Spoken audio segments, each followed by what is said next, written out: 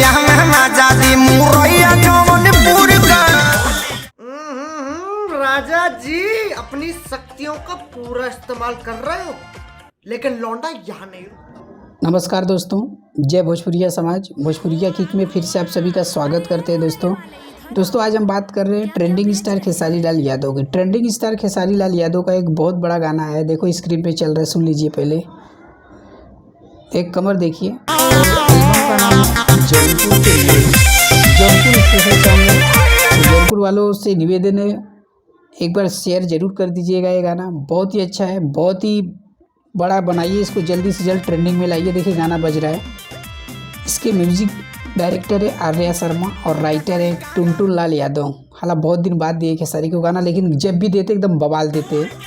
देखिए गाना भी बज रहा है, बहुत ही बढ़िया गाना है। जल्दी से इसको नंबर 1 पे ट्रेंड करवाइए। ये आ रहा है सुझाव म्यूजिक वर्ल्ड। अगर आप लोग सुझाव म्यूजिक वर्ल्ड को सब्सक्राइब नहीं किए तो दोस्तों सब्सक्राइब कर लीजिए, लाइक कर लीजिए, शेयर ज़रूर करिएगा, क्योंकि ये ट्रेंडिंग स्टार खेसारी लाल यादव का गाना है। जब भी आते बवाल करके आते हैं।